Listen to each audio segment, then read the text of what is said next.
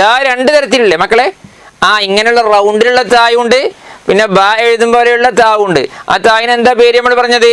ഹാത്ത ബാത്ത. ഹാന്റെ മോഡലിൽ താ എഴുതിയാൽ അതിന് ഹാത്ത എന്ന് പറയും. ബാന്റെ മോഡലിൽ എഴുതിയാലോ ബാത്ത എന്നും പറയും. അറിയാലോ അല്ലേ? നമ്മൾ എത്രയോ കേട്ടിട്ടുണ്ട്, പഠിച്ചിട്ടുണ്ട്. ഇങ്ങനെയുള്ള റൗണ്ട് താ അല്ലേ ഹാത്ത, അതിൽ നിർത്തുമ്പോ ഹ ആണ് വരിക. അൽ ഖാരിഅതു മൽ ഖാരിഅതു ഇല്ലേ? തു നിർത്തുമ്പോ അൽ ഖാരിഅഹ് മൽ ഖാരിഅഹ്, അല്ലാതെ അൽ ഖാരിഅത്ത് മൽ ഖാരിഅത്ത് ഇങ്ങനെയാണോ? അല്ല.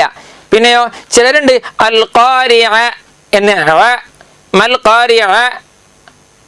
ചില ആളുകൾ അൽ ഹാഖത്തു എന്നുള്ള സൂറത്ത് ഓതിയിട്ട് അവിടെ അൽ ഹാഖ അങ്ങനെ ഓതാൻ പറ്റുമോ? ഇല്ല. പിന്നെ എങ്ങനെ ഓതണം? അൽ ഹാഖ മൽ ഹാഖ അങ്ങനെ ഓതണം. അതുകൊണ്ട് ഇങ്ങനെയുള്ള തായിൽ നിർത്തുമ്പോൾ കുറേ കാര്യങ്ങൾ ശ്രദ്ധിക്കാനുണ്ട്. എഴുത്തിൽ തായ കാണുന്നതെങ്കിലും ഹാന്റെ ശബ്ദം വരേണ്ടത് അല്ലേ? ഹായുടെ ശബ്ദം വരണം. അല്ലാതെ തൊട്ട് മുമ്പുള്ള അക്ഷരം ഉണ്ടല്ലോ ഐൻ, ഇവിടെ ഐനാണ്. ആ ഐനിന് ഫതഹ കൊടുത്ത് അൽ ഖാരിഅ മൽ ഖാരിഅ പറ്റുമോ? ഇല്ല. രണ്ടു തരത്തിൽ താ വരും, അത് ഹാത്ത ബാത്ത ആയി വരും. ഹാത്തയിൽ നിർത്തുമ്പോൾ താ ഇൻ സ്വരമൊരു ഹ ആയി മാറി വരും. രണ്ടു തരത്തിൽ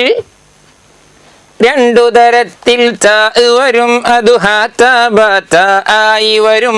ഹാത്തയിൽ നിർത്തുമ്പോൾ താ ഇൻ സ്വരമൊരു ഹ ആയി മാറി വരും. ഖാരിഅ ഖാശിഅ ഇങ്ങനെയാണിവിടം വഖഫ് എന്നതറിഞ്ഞിടണം. ഖാരിഅ ഖാശിഅ ഇങ്ങനെയൊരു വഖഫില്ലേ ഇല്ലെന്നോർത്തിടണം. മനസ്സിലായില്ലേ? ശ്രദ്ധിക്കണം കേട്ടോ.